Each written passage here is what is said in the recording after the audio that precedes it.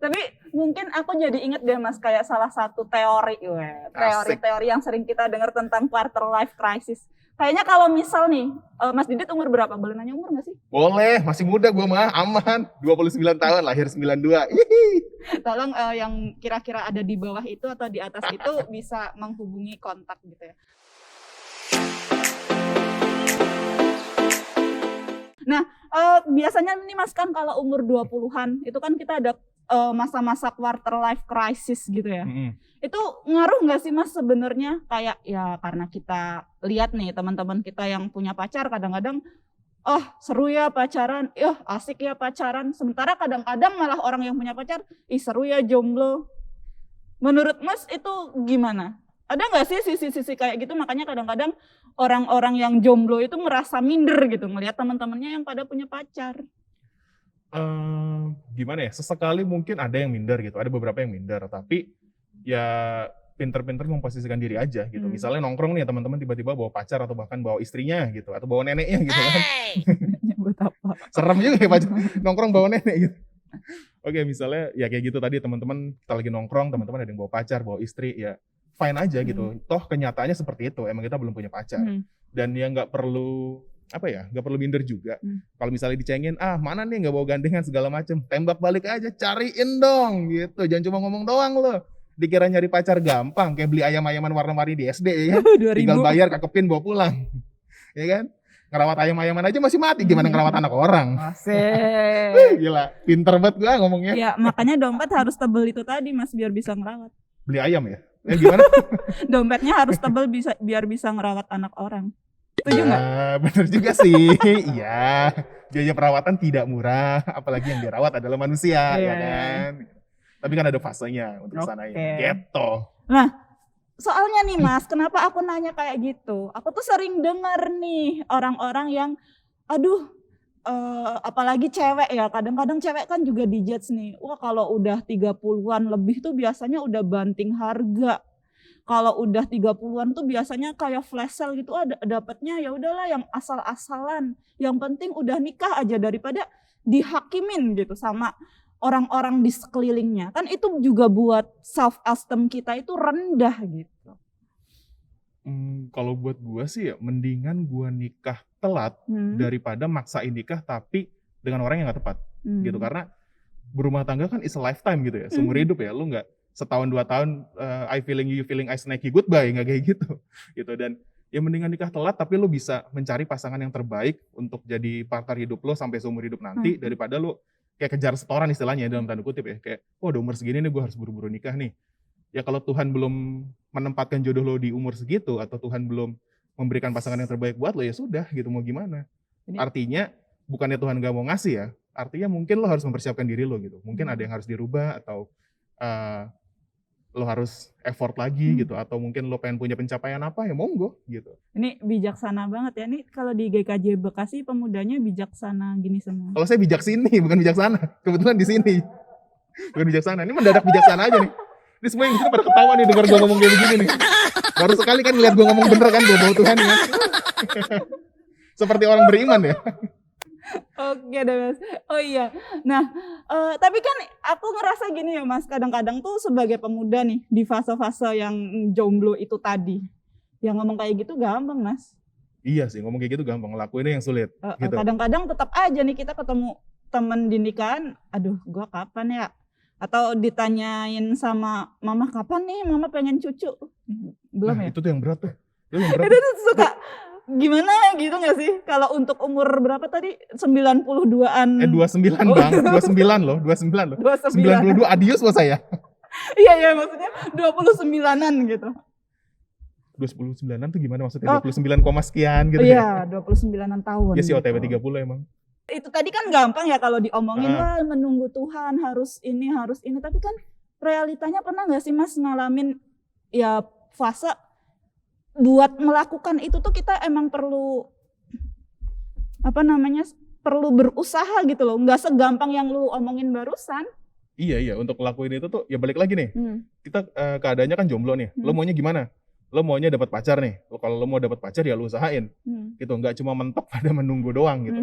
Lo bukan Adam yang tidur doang dikasih jodoh sama Tuhan. Jodoh, ya kan? Banget. Gak ya kayak sakit-sakit dikit gitu ya. Kan diambil tulangnya. Nah, kalau lo emang tujuannya mau punya pacar, ya udah, berarti lo harus ada effort gitu. Cinta tuh diperjuangin bukan ditungguin gitu. Jadi ya kalau lo emang gue pengen punya pacar nih, oke, berdoa ke Tuhan gitu. Terus minta dilayakan sama Tuhan. Kalau lo nyari pacar, misalnya lo punya kriteria, gue pengen pacar yang gini.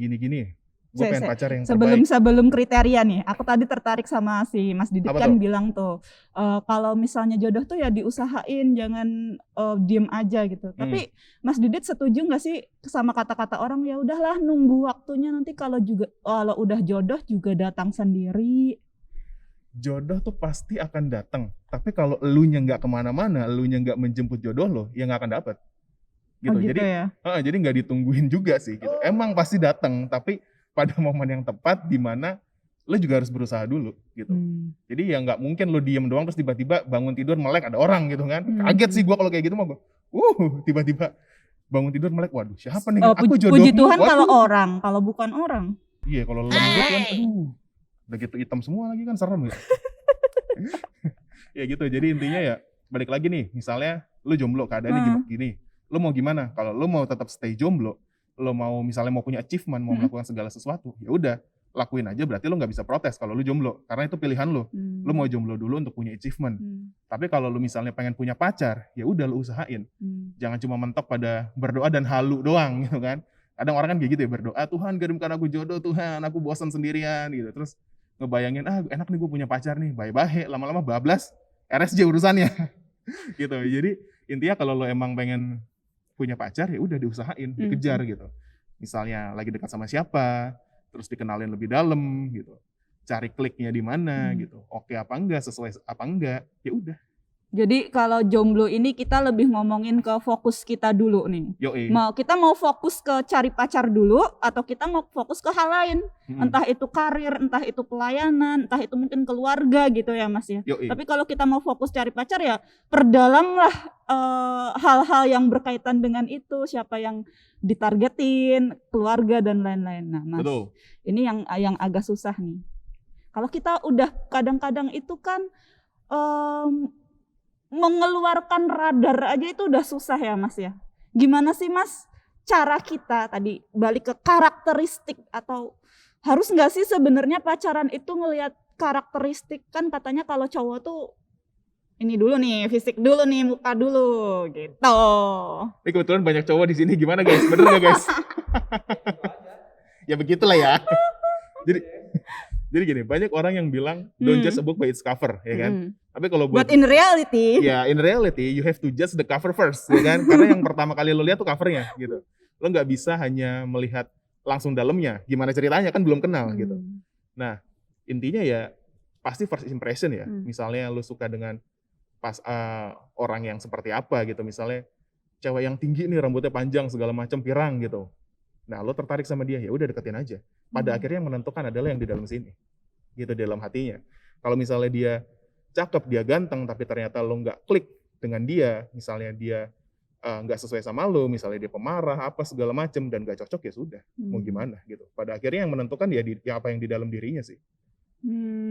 Jadi ya first cover, but selanjutnya itu hati yang akan menentukan itu akan berlanjut atau enggak gitu ya. Iya, ibaratnya kayak lo baca buku nih, lo ngelihat covernya bagus, tapi belum tentu isi dari bukunya itu bagus, gitu. Belum tentu isinya tuh penting. Nah, yang menjadi penilaian adalah dari buku itu bagus apa enggak, bukan hanya covernya tapi isinya. Cuma first impression come from the cover.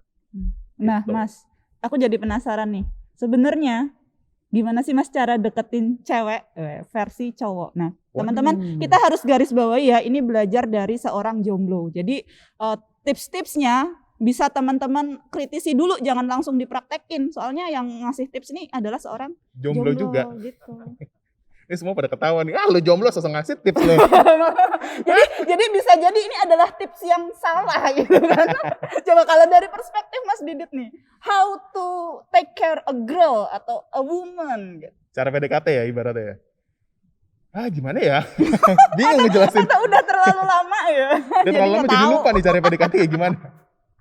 Oke, kalau gue sih biasanya pertama kontekan dulu gitu. Yang pasti PR-nya adalah gimana caranya bisa dapetin kontaknya dia untuk bisa komunikasi. Gitu. Ini pada ketawa semua kenapa sih? Sotoy. Ingat ya ini dari perspektif jomblo. Jangan diikutin. Kecuali aksi ini ya kasih tulisan itu Mas. Tiap orang punya caranya beda-beda, oke? Kalau gue gitu, biasanya dapetin kontaknya dulu, terus komunikasi, ngobrol-ngobrol, kalem-kalem aja gitu, ibaratnya main santai, GBT dulu, gerakan bawah tanah gitu.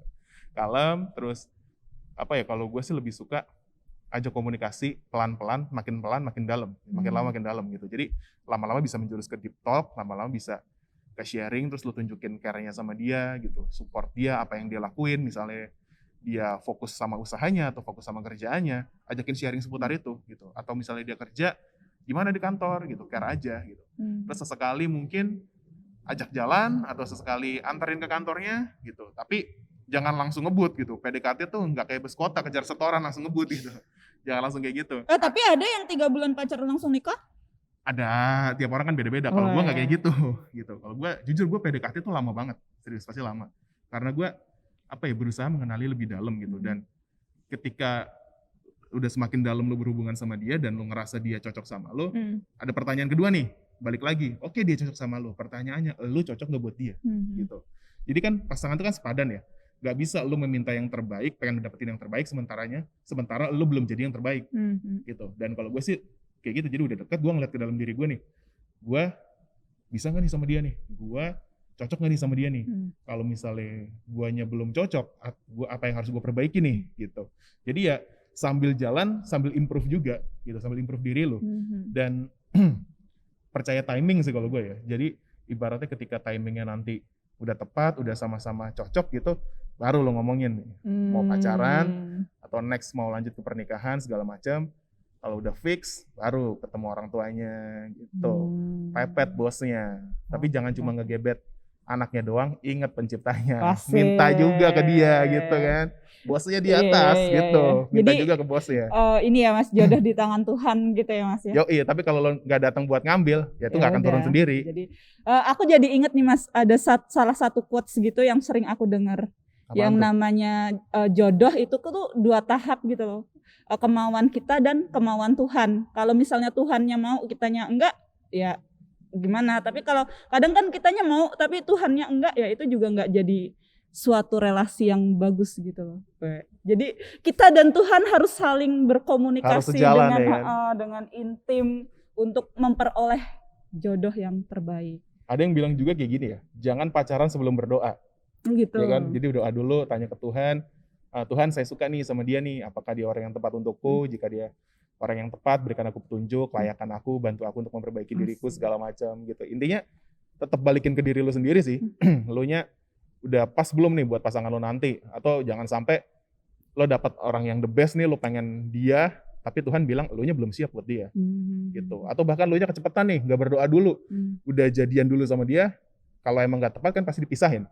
Giliran dipisahin ntar nyala-nyalain Tuhan lagi. Banget kan? gitu ya. Sering banget kayak gitu. Tuhan kenapa dipisahkan? Nah lu kenapa gak ngomong sama gue? Kalau jadi Tuhan kan kayak begitu ibaratnya ya. Tadi kan Mas Didit bilang nih tahap pertama kan cari kontak, komunikasi, terus berefleksi ya. Gue cocok gak buat dia gitu. Nah, kira-kira sekarang ada di tahap mana Mas? Sekarang belum di tahap mana-mana. Belum ada target nih.